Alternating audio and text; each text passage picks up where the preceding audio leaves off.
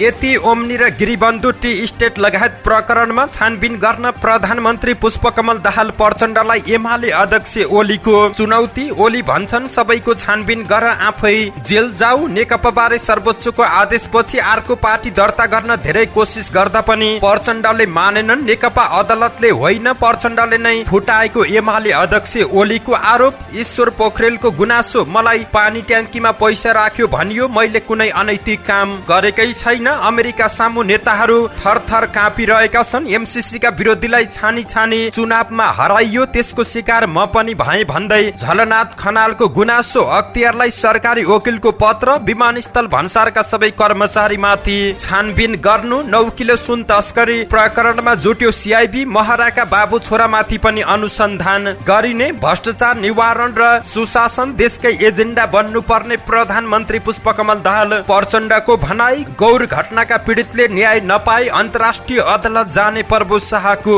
चेतावनी। भ्रष्टाचार प्रकरण सत्ता बार्गेनिङको टुल बनाउने सम्भावना देखिएको गगन थापाको टिप्पणी। निर्वाचन आयोगको प्रस्ताव, नो भोटको व्यवस्था, विदेशबाट समानुपातिकमा मतदान। 10 वटै संसदीय समितिका सभापतिले लिए शपथ, 9 महिनापछि संसदीय समितिले पाए पूर्णता। सुन तस्करी सहितका सबै विषयमा समितिमा छलफल हुने नवनिर्वाचित सभापति रामहरि खतिवडाको भनाई। समिति सभापतिमा निर्वाचित भएपछि आरजु राणा देउवाले भनिन्, सबैसँग म समन्वय गर्छु। राजसहितको प्रजातन्त्रले मात्र देशलाई जोगाउन सक्ने कमल थापाको उद्घोष। पुष्पकमल दाहाल प्रचण्डलाई देश निकाला गर्नुपर्ने ऋषि कटेलको आक्रोश। कम्युनिस्टहरू कसरी जोड्दैछन् भनेर हामी देखाउँछौं विप्लवको तर्क। एमसीसी को व्याख्यात्मक टिप्पणीमा प्रश्न उठेको माधव नेपालको भनाई। संसदीय समितिमा एमाले अध्यक्ष ओली र माधव नेपाल सँगसँगै। मुसिकोट नगरका शिक्षा शाखा प्रमुखले फिर्ता लिए उपमेयर विरुद्धको उजुरी। रामेश्वर थापालाई 10,000 रुपियाँ जरिमाना गराउने प्राधिकरणको निर्णय। शाहरुखसँग जोडेर समाचार आएको प्रति नम्रताको प्रतिक्रिया, मेरो मौनतालाई कमजोरी नठानियोस्। बिरामी मृत्यु प्रकरण, आफन्त र अस्पताल बीचको वार्ता निष्कर्ष विहीन बन्यो। अस्पतालमा तनाव, काठमाडौँको फोहोर ल्यान्डफिल्ड साइडमा लैजान नदिने घोषणा गरियो। तीर्थयात्रीको उपचारका लागि डाक्टरको समूह गोसाई कुण्डमा। पोखराबाट चार्टर्ड उडान गर्न रोयल भुटानले माग्यो अनुमति। नेपाली टिमलाई मोहम्मद रिजवानले दिए शुभकामना र क्रिकेटमा रेड कार्ड पाउँदै मैदान छाड्ने पहिलो खेलाडी बने नारायण।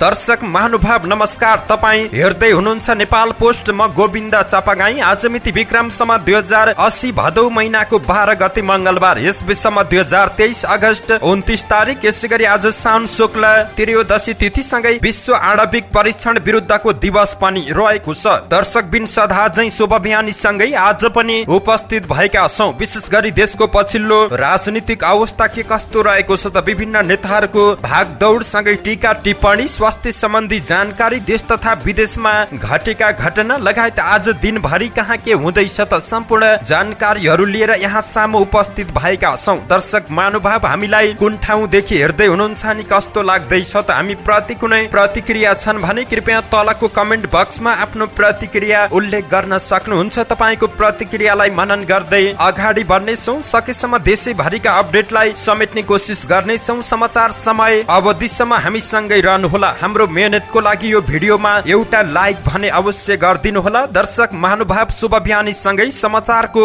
दैलो उघारौं। यति ओम्नी र गिरिबन्धु टी स्टेट लगायत प्रकरणमा छानबिन गर्न प्रचण्डलाई एमाले अध्यक्ष ओलीको चुनौतीको प्रसंगबाट।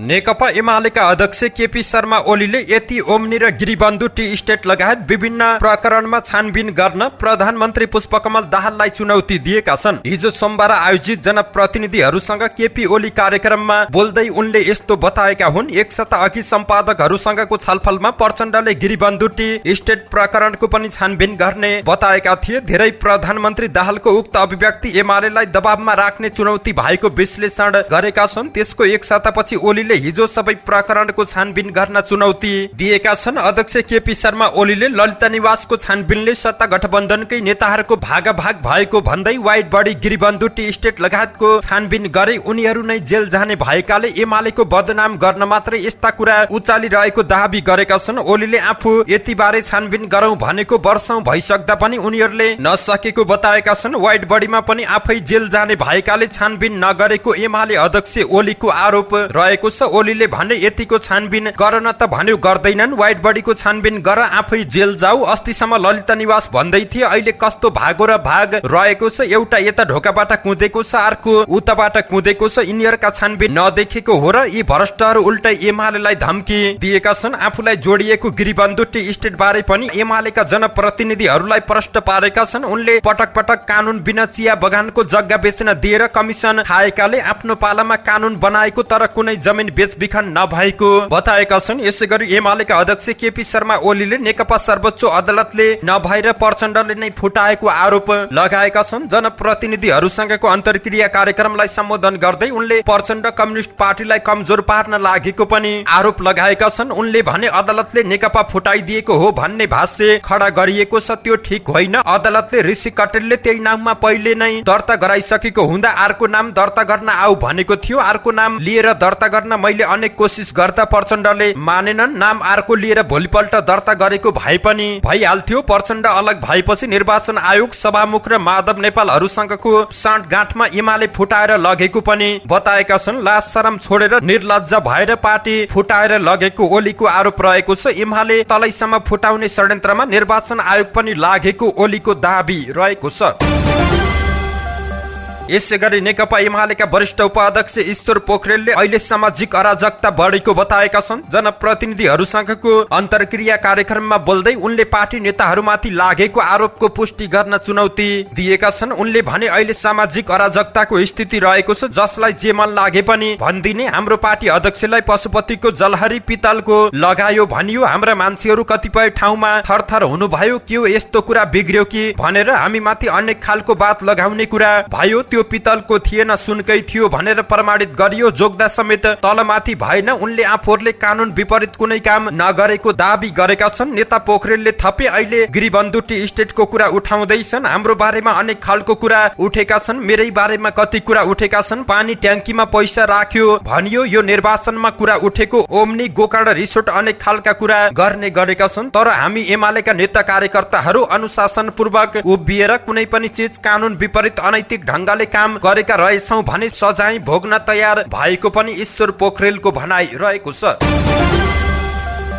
नेकपा एकीकृत समाजवादीका सम्मानित नेता झलनाथ खनालले अमेरिकी सहयोग परियोजना एमसीसी को विरोध गर्नेहरूलाई छानी छानी चुनाव हराएको टिप्पणी गरेका छन्। काठमाडौँमा आयोजित अन्तर्क्रिया कार्यक्रमलाई सम्बोधन गर्दै एमसीसी को सवाल लामो समयसम्म अझै कुरा उठ्न सक्ने बताएका छन्। उनले भने एमसीसी सम्झौता भित्रै मन परेन भने 30 दिनको समय दिएर खारेज गरे हुन्छ। अब जसरी अनुमोदन गरेको छ खारेज हुन्छ त? यो संसदमा अनुमोदन गर्दा म एकजना मात्रै हुँ, यो राष्ट्रघात हो नगरौं भन्ने न मेरो पार्टीले बोल्न सक्यो न त कुनै वाम भन्ने पार्टीले बोल्न सके। साम्राज्यवादका सामुन्ने नतमस्तक भएर अनुमोदन गरियो। यो इतिहासको दुर्भाग्यपूर्ण क्षण रहेको छ। अब हामीले सडकबाट विरोध गर्नुको विकल्प रहेको छैन। सदनमा पनि कसैले उठाउन सक्छ। यसको विरुद्ध कुरा उठाएपछि तिनीहरूलाई हराउने नियतले एउटा ठूलो ग्रान्ड डिजाइन गरिएको थियो, त्यसको शिकार मलाई पनि बनाइयो। उनले एमसीसी अनुमोदन गरेर नेपालका केही नेताले निधारमा कालो टिको लगाएको टिप्पणी समेत गरेका छन्। सदनमा एमसीसी को विरोध गर्ने बेलामा भीम रावलले मात्रै साथ दिएको उनको गुनासो रहेको छ। सुन तस्करी प्रकरणलाई लिएर जिल्ला सरकारी वकिलको कार्यालय काठमाडौँले त्रिभुवन अन्तर्राष्ट्रिय विमानस्थल भन्सार कार्यालयका कर्मचारीहरूमाथि छानबिन गर्न अख्तियार दुरुपयोग अनुसन्धान आयोगलाई पत्र लेखेको छ। विमानस्थल भन्सार कार्यालयका प्रमुख सहित सबै कर्मचारीमाथि छानबिन गर्न आयोगलाई पत्रचार गरिएको जिल्ला सरकारी वकिल कार्यालय काठमाडौँका प्रवक्ता महेश खत्रीले जानकारी दिएका छन्। सुन तस्करी सहज रूपमा भइरहेको देखियो। यस्तो अवस्थामा तस्करीमा संलग्न भएको आरोपमा पक्राउ परेका बाहेकका कर्मचारीलाई पनि अनुसन्धान गर्न जरुरी देखियो। त्यही कारण हामीले प्रमुखदेखि सबै कर्मचारीहरूमाथि छानबिन गर्न अख्तियारलाई पत्रचार गरेका हौं, प्रवक्ता खत्रीले जानकारी दिएका छन्। यसै गरी 9 किलो सुन तस्करी प्रकरणको अनुसन्धानमा मुछिएका माओवादी उपाध्यक्ष तथा पूर्व सभामुख कृष्ण बहादुर महरा र उनका छोरा राहुल माथि पनि अनुसन्धान हुने भएको छ। महरा बाबु छोरालाई जोगाएर प्रहरीले अनुसन्धान प्रतिवेदन बुझाएको भन्दै प्रहरीको अनुसन्धान माथि नै प्रश्न उठेको थियो। 9 किलो सुन प्रकरणको अनुसन्धान प्रहरीको केन्द्रीय अनुसन्धान ब्युरो सीआईबीले गरेको थियो। महरा र उनका छोराको सुन तस्करीमा संलग्न चिनिया गिरोहसँग पटक पटक टेलिफोन संवाद भएको सीआईबीको अनुसन्धानबाट देखिए पनि उनीहरूमाथि अनुसन्धान नै नगरी 27 असारमा प्रतिवेदन बुझाएको थियो। सो प्रतिवेदनको आधारमा भेपको सुन चोरी प्रकरणमा जोडिएका 9 जना पूर्वपक्षको लागि थुनामा रहेका छन्। सरकारी वकिल कार्यालयले महराको बाबु छोरामाथि समेत अनुसन्धान गर्न सीआईबीलाई निर्देशन दिएको खुलेको छ। कृष्ण बहादुरको छोरा निर्मलको नाममा रहेको मोबाइलबाट तस्करीमा संलग्न हाल फरार चिनिया नागरिक लुई होनसङ सँग 11 पटक सम्पर्क भएको सीआईबीले किटान गरेर प्रतिवेदन बुझाएको थियो। जिल्ला सरकारी वकिल कार्यालयका प्रमुख अच्युत मडी नेउपानेका अनुसार भेप मार्फत भएको तस्करीको अनुसन्धान गर्न सीआईबीलाई निर्देशन दिएको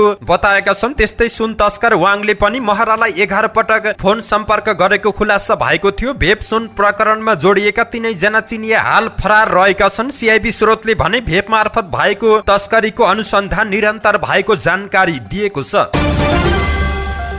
प्रधानमन्त्री पुष्पकमल दाहालले मुलुकको आवश्यकता र चाहना अनुसार विकासको प्रक्रिया अगाडि बढाउन गुणात्मक परिवर्तन आवश्यक भएको बताएका छन्। सोमबार सिंहदरबारमा राष्ट्रिय विकास समस्या समाधान समितिको 51औं बैठकलाई सम्बोधन गर्दै दाहालले परम्परागत तरिकाले मुलुकको आवश्यकता र चाहना अनुसार विकासको प्रक्रिया अगाडि बढ्न नसक्ने भएकाले त्यसको गुणात्मक परिवर्तन गर्नुपर्ने बताएका छन्। उनले भ्रष्टाचार निवारण र सुशासन कायम गर्ने जिम्मेवारी केन्द्र सरकारको मात्रै नभएर देशकै एजेन्डा भएकाले प्रदेश र स्थानीय तहले समेत सुशासन कायम गर्न अभियान चाल्नु पर्ने जिकिर गरेका छन्। सरकारको पुँजीगत खर्च समग्रमा 61.5% मा सीमित रहनु चिन्ताको विषय रहेको भन्दै प्रचण्डले यसप्रति गम्भीर भएर समाधान निकाल्नु पर्ने बताएका छन्। विकास निर्माणको कार्यमा उदाहरणीय नतिजा ल्याउने र पुँजीगत खर्च 100% पुर्याउने गरी काम गर्न प्रधानमन्त्री प्रचण्डले सबैलाई आग्रह गरेका छन्।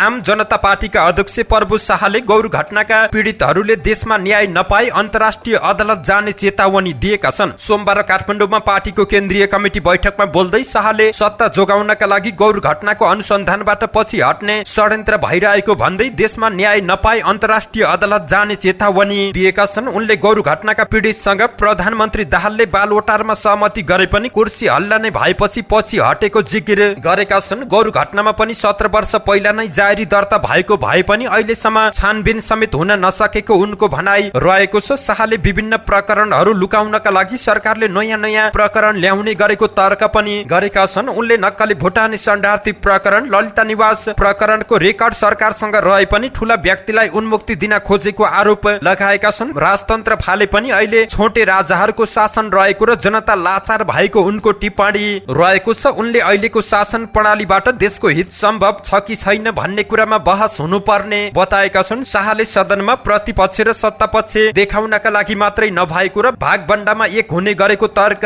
गरेका छन्। उनले लोकतन्त्रमा कानुनी शासन भए पनि संविधानलाई नेताहरूले खल्तीमा हालेर हिँडेको जिकिर गरेका छन्। सर्वोच्चले कोशीमा गैर संवैधानिक काम भएको भने पनि राज्य र दलहरू सचेत हुन नसकेको उनको भनाई रहेको छ।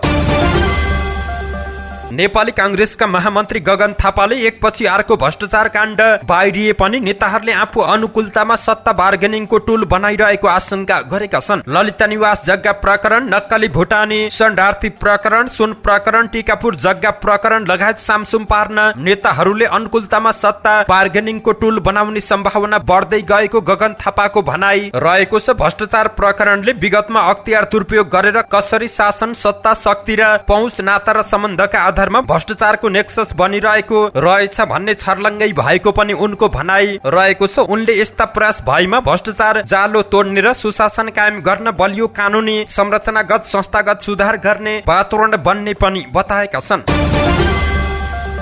निर्वाचन आयोगले निर्वाचनको स्वच्छता र पारदर्शीका लागि कानूनमा नै निर्वाचनको मिति तोक्नु पर्ने धारणा सार्वजनिक गरेको छ। त्यस्तै विदेशमा हुनेले पनि मत दिन पाउने र कोही पनि उम्मेद्वारलाई मत दिन्न भन्ने व्यवस्था पनि कानूनमा राख्ने प्रस्ताव गरेको छ। सोमबार काठमाडौँमा निर्वाचन व्यवस्थापन सम्बन्धी एकीकृत विधेयकको मस्यौदाबारे जानकारी दिँदै प्रमुख निर्वाचन आयुक्त दिनेश कुमार थपलियाले राष्ट्रपतिदेखि स्थानीय तहसम्मको निर्वाचन कुनै निर्णयका आधारमा नभई कानूनमा नै व्यवस्था हुनुपर्ने बताएका छन्। आयोगले निर्वाचन सम्बन्धी कानूनलाई संशोधन र एकीकरण गर्न बनेको विधेयकमा पद अवधि समाप्त हुनुभन्दा 3 दिन अघि राष्ट्रपति र उपराष्ट्रपतिको निर्वाचन हुनुपर्ने प्रस्ताव गरेको छ। प्रतिनिधि सभा र प्रदेश सभा निर्वाचन भने अन्तिम निर्वाचन परिणाम घोषणा भएको 4 वर्ष 11 महिनापछिको पहिलो आइतबार गर्ने प्रस्ताव भएको छ। राष्ट्रिय सभा सदस्यको हकमा कार्यकाल सकिनु भन्दा 1 महिना अघिको पहिलो आइतबार निर्वाचन गर्ने आयोगको प्रस्ताव रहेको छ। स्थानीय तहको निर्वाचन पनि प्रतिनिधि सभा र प्रदेश सभामा झैं व्यवस्था गर्नुपर्ने भनिएको छ। प्रतिनिधि सभा अन्तर्गतका 10 वटै समितिका सभापतिले पद तथा गोपनीयताको शपथ लिएका छन्। सोमबार निर्विरोध निर्वाचित भएका समिति सभापतिहरूलाई सिंहदरबारमा सभामुख देवराज घिमिरेले शपथ खुवाएका छन्। अर्थ समितिको सभापतिमा नेपाली कांग्रेसका सन्तोष चालिसे, अन्तर्राष्ट्रिय सम्बन्ध र पर्यटन समितिको सभापतिमा जनता समाजवादीका राजकिशोर यादव निर्वाचित भएका छन्। त्यस्तै कानून न्याय तथा मानव अधिकार समितिको सभापतिमा नेकपा माओवादी केन्द्रका विमला सुवेदी, कृषि सहकारी तथा प्राकृतिक स्रोत समितिको सभापतिमा कांग्रेसकी आर्जु राणा देउवा, महिला तथा सामाजिक महिला समितिको सभापतिमा किरण कुमार शाह र राज्य व्यवस्था तथा सुशासन समितिमा रामहरि खतिवडा निर्वाचित भएका छन्। त्यसैगरी पूर्वाधार विकास समितिको सभापतिमा राष्ट्रिय प्रजातन्त्र पार्टीका दीपक बहादुर सिंह, स्वास्थ्य तथा सूचना प्रविधि समितिको सभापतिमा नेकपा एकीकृत समाजवादीका भानुभक्त जोशी र सार्वजनिक लेखा समितिको सभापतिमा नेकपा एमालेका ऋषिकेश पोखरेल निर्वाचित भएका हुन् भने उद्योग तथा वाणिज्य र श्रम तथा उपभोक्ता हित समितिको सभापतिका लागि जनमतका अब्दुल खान र राष्ट्रिय स्वतन्त्र पार्टीका गणेश पराजुलीको उम्मेदवारी दर्ता गरेकोमा पराजुलीले फिर्ता गरिसकेपछि खान निर्वाचित भएका हुन्। प्रतिनिधि सभाको निर्वाचन भएको 9 महिनापछि मात्रै संसदीय समितिले पूर्णता पाएका छन्। यसैगरी सत्तापक्ष र प्रतिपक्ष सबै दलको साथ पाएर समितिको सभापतिमा निर्विरोध निर्वाचित भएका खतिवडाले सुन तस्करी प्रकरण लगायतका सबै विषयमा समितिमा छलफल गर्ने बताएका छन्। उनले सबै पक्षलाई मिलाएर समितिले निर्णय गर्ने परम्पराको विकास गर्ने प्रतिबद्धता समेत गरेका छन्। उनले भने यो समितिमा अहिलेको समसामयिक विषयमा सबैसँग सल्लाह गरेर निर्णय गर्ने परम्पराको विकास गर्छौं। मेरो होइन हाम्रो भन्ने परम्पराको विकास गरेर अगाडि बढ्छौं। यो समितिको कार्यक्षेत्र धेरै ठूलो रहेको छ। विशेष गरेर सुरक्षा निकायसँग जोडिएको हुँदा संवेदनशील भएर काम गर्न जरुरी रहेको छ। वास्तवमा यो समिति देशका लागि आवश्यक र महत्त्वपूर्ण समिति रहेछ भनेर काम गर्न सक्यौं भने हाम्रो सार्थकता त्यहाँ पूरा हुनेछ। यो समिति सरकार विरोधी पनि हुँदैन र सरकार पक्षको पनि हुँदैन। सुनकाण्ड लगायतका सबै विषयमा छलफल हुन्छ। खतिवडाले राज्य व्यवस्था तथा सुशासन समिति संवेदनशील समिति पनि भएकाले आफूहरूले त्यही अनुसारको कार्ययोजना बनाएर अघि बढ्ने समेत बताएका छन्। प्रतिनिधि सभाको कृषि सहकारी तथा प्राकृतिक स्रोत समितिको सभापतिमा निर्वाचित भएकी आर्जु राणा देउवाले आफू समन्वय गरेर अगाडि बढ्ने बताएकी छिन्। सोमबार निर्वाचित भएपछि राणाले सबैसँग समन्वय गरेर समितिको बैठकलाई प्रभावकारी तवरले सञ्चालन गर्ने आश्वासन दिएकी हुन्। उनले संविधान अनुरूप र जनताको आशा अनुरूप सरकारलाई सुझाव दिने पनि बताएकी छिन्। कृषि क्षेत्र बृहत रहेकाले आफूले सधैँ समन्वयकारी भूमिका निर्वाह गरेको पनि उनको भनाइ रहेको छ। रापरपा नेपालका अध्यक्ष कमल थापाले मुलुकमा लोकतन्त्र चलिरहेको दाबी गरेका छन्। यसको अन्त्यका लागि अब जनता सडकमा आउनु पर्ने उनको भनाइ रहेको छ। आगामी भाद्र 29 गते पार्टीले बृहत विरोध प्रदर्शन आयोजना गर्ने सन्दर्भमा आयोजित तयारी बैठकलाई सम्बोधन गर्दै थापाले मुलुकमा अब मौलिक संस्करणको राजा सहितको प्रजातन्त्रले मात्र देशलाई जोगाउन सक्ने जिकिर गरेका छन्। मुलुकको गौरवशाली इतिहास, धर्म, संस्कृति, पहिचानलाई समाप्त पार्न योजनाबद्ध रूपमा भएका षड्यन्त्र विरुद्ध नयाँ पुस्ता जागरुक हुनुपर्नेमा जोड दिँदै थापाले भ्रष्टाचारको विरुद्धमा आन्दोलनको विकल्प नभएको पनि बताएका छन्। सीमित दलका सीमित नेताहरूको सेटिङमा राज्य व्यवस्था चल्नु दुर्भाग्यपूर्ण रहेको बताउँदै थापाले मुलुकमा विदेशी प्रभाव र दबाव बन्नुमा नेताहरूकै भूमिका रहेको दाबी पनि गरेका छन्।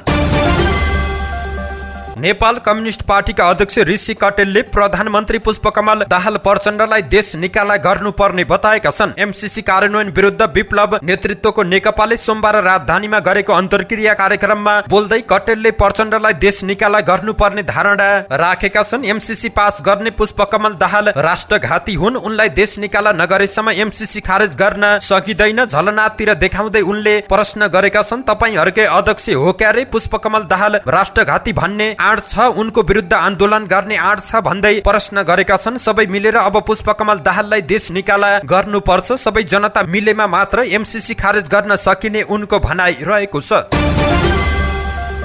नेपाल कम्युनिस्ट पार्टीका महासचिव नेत्र विक्रम चन्द विप्लवले माओवादी विभाजन हुँदा खुसी हुनेहरूलाई कसरी जोड्दैछौ भन्ने देखाउने जिकिर गरेका छन्। एमसीसी कार्यान्वयन विरुद्ध सोमबार पार्टीले गरेको अन्तर्क्रिया कार्यक्रममा उनले सबै कम्युनिस्टहरू एकै ठाउँमा आउने जिकिर पनि गरेका छन्। फुटेका भनेका पनि यहाँ जुटेका छन्, बाहिर खुसी भएर रमाएका थिए, बल्ल खायौ भनेर अब हेर हामी कसरी जोड्दैछौ, देशमाथि इतिहासकै ठूलो साम्राज्यवादी हमला हुन लागेको भन्दै उनले राष्ट्रियताको रक्षाका लागि सबै प्रगतिशील पार्टीहरू एक ठाउँमा आउन जरुरी रहेको बताएका छन्। एमसीसी 21औं शताब्दीको साम्राज्यवादी उपनिवेश भएको जिकिर गर्दै उनले खारेजीको लागि सडक संघर्ष गर्नुपर्ने धारणा राखेका छन्।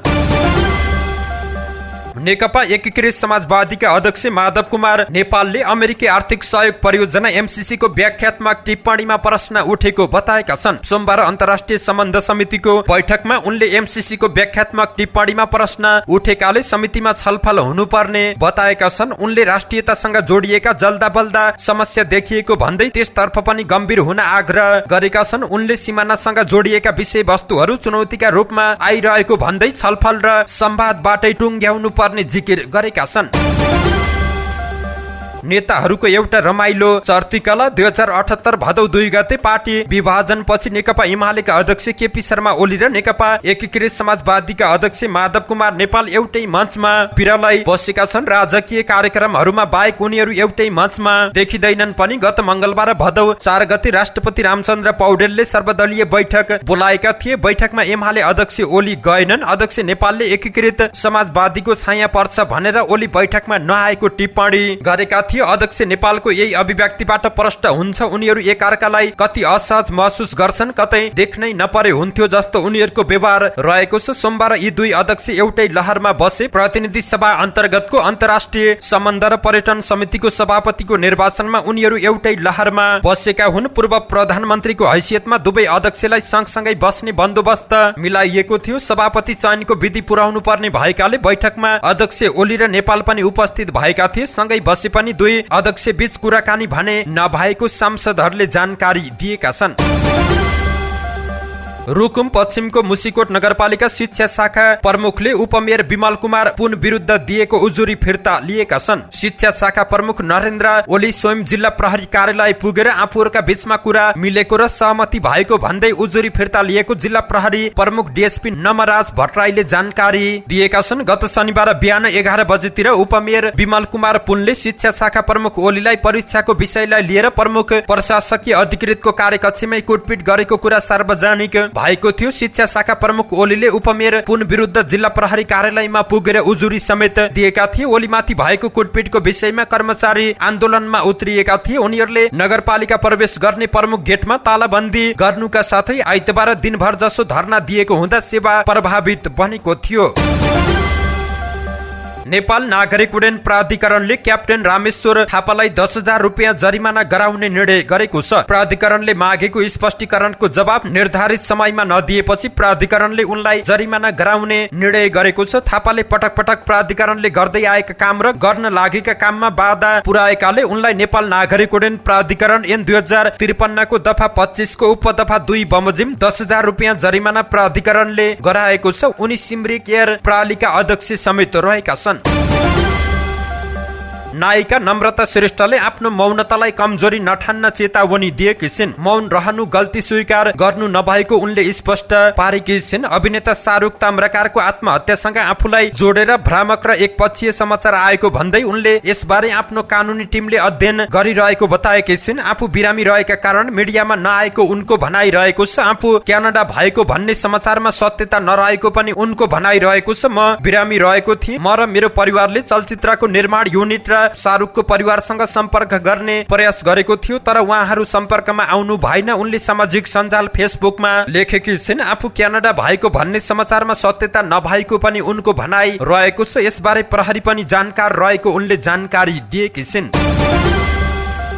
धनगढी स्थित स्वस्तिक अस्पताल प्रशासन र मृतकका आफन्त बीच भएको वार्ता बिना निष्कर्ष टुङ्गिएको छ। घटनाको सत्य तथ्य छानबिन गर्नुपर्ने, उपचारमा संलग्न डाक्टरलाई कारबाही गर्नुपर्ने र उचित क्षतिपूर्ति दिनुपर्ने माग सहित मृतकका आफन्त र अस्पताल प्रशासन बीच छलफल भएको हो। तर अस्पताल प्रशासनले एकजनालाई रोजगारी र काजक्रिया खर्च बाहेक अरू केही दिन नसक्ने अडान लिएपछि वार्ता निष्कर्ष विहीन नै भएको छ। मृतकका आफन्त रामु कुस्मीले आफूहरूको माग प्रति अस्पताल प्रशासन गम्भीर देखिएकाले वार्ता निष्कर्ष विहीन बनेको बताएका छन्। वार्ता निष्कर्ष विहीन बनेपछि अस्पताल विरुद्ध आफन्तले फेरि प्रदर्शन सुरु गरेको बताइएको छ। अस्पतालमा बिहानैदेखि सुरक्षा सतर्कता बढाइएको थियो। उपचारको लागि अस्पताल भर्ना भएका कञ्चनपुरको बेलौरी नगरपालिका 10 शिवनगरका 55 वर्षीय एजनलाल चौधरीको मृत्यु भएको हो। उपचारको क्रममा डाक्टरले उनको बायाँ किडनी झिकेपछि अत्याधिक रक्तस्रावले मृत्यु भएको अस्पतालले जानकारी दिएको छ।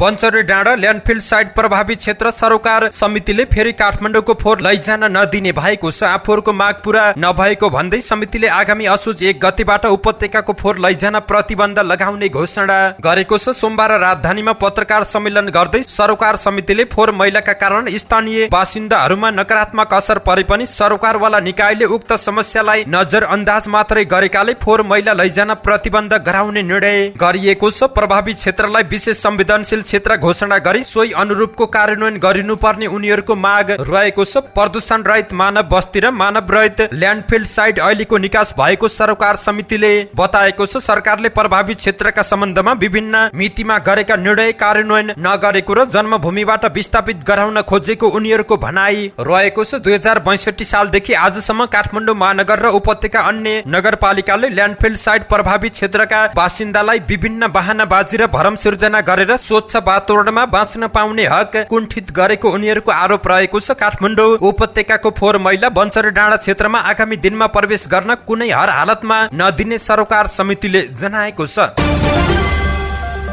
रसुवाको उत्तरी क्षेत्रमा रहेको प्रसिद्ध धार्मिक तीर्थस्थल गोसाई कुण्डमा जनै पूर्णिमाको अवसरमा पुगेका तीर्थयात्रीको उपचारका लागि विशेषज्ञ डाक्टरको टोली गोसाई कुण्ड पुगेको छ। बागमती प्रदेश पर्यटन तथा सहकारी मन्त्रालय र हिमालय उद्धार संघ काठमाडौँको सहकारीमा गोसाई कुण्डमा मेला भर्न गएका तीर्थयात्रीहरूलाई लेक लाग्ने लगायत विविध समस्याको उपचारको लागि 7 जनाको डाक्टर समूह गोसाई कुण्ड पुगेको हो। संघका प्रमुख कार्यकारी अधिकृत गोविन्द बस्यालले डाक्टर निशान्त जोशीको संयोजकत्वमा 7 जना डाक्टर गोसाई कुण्ड पुगेको जानकारी दिएका छन्। डाक्टर जोशीले हिमालय उद्धार संघको सोलकुम्बुमा रहेको फेरिचे स्वास्थ्य चौकीमा काम गरिसकेका छन्। यो डाक्टर समूहले 10 दिन यस क्षेत्रमा सेवा गर्नेछ। यो टोलीले गोसाई कुण्ड जाने भक्तजनलाई बाटोमा समेत स्वास्थ्य सेवा प्रदान गर्ने, गोसाई कुण्ड पुगेर एकादशीदेखि पूर्णिमासम्म स्वास्थ्य जाँच गर्ने प्रमुख कार्यकारी अधिकृत बस्यालले जानकारी दिएका छन्। संघले सन् 1997 देखि गोसाई कुण्डमा डाक्टरको समूह पठाएर निशुल्क सेवा प्रदान गर्दै आइरहेको संघका अध्यक्ष डम्बर पराजुलीले जानकारी दिएका छन्। संघले गोसाई कुण्ड गएका तीर्थयात्रीलाई निशुल्क औषधि उपचार र स्वास्थ्य सेवा प्रदान गर्ने उनको भनाइ रहेको छ।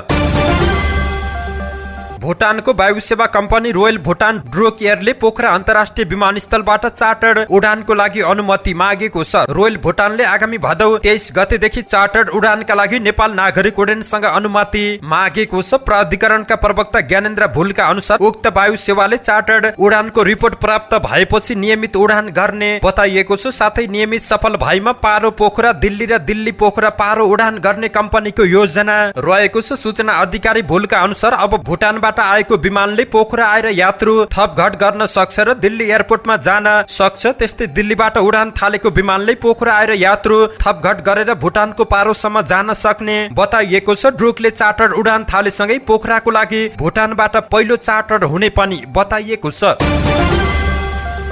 एशिया कपका लागि पाकिस्तानमा रहेको नेपाली राष्ट्रिय क्रिकेट टिमलाई पाकिस्तानका ओपनर ब्याटर मोहम्मद रिजवानले भेटेर शुभकामना दिएका छन्। सोमबार रिजवानले नेपाली टिमलाई भेटेर शुभकामना दिएको भिडियो पाकिस्तानी क्रिकेट संघले फेसबुकमा राखेको छ। उनले प्रतियोगिताको लागि नेपाली टिम योग्य रहेको बताउँदै शुभकामना दिएका छन्। यस्तै उनले कुनै पनि कुराको आवश्यक भए आफू सहयोगको लागि तयार भएको बताएका छन्। प्रतियोगिताको समूह ए मा रहेको नेपालले अगस्त 30 मा उद्घाटन खेलमै घरेलु टिम पाकिस्तानको सामना गर्नेछ। त्यसपछि भारतसँगको खेलका लागि नेपाल टिम श्रीलङ्का जानेछ। श्रीलङ्कामा नेपालले अक्टोबर 4 मा भारतसँग समूह चरणको खेल खेल्नेछ। एसिया कपको 16औं संस्करणमा नेपाल, भारत र पाकिस्तान सँगै श्रीलङ्का र अफगानिस्तान र बंगलादेश पनि रहेका छन्।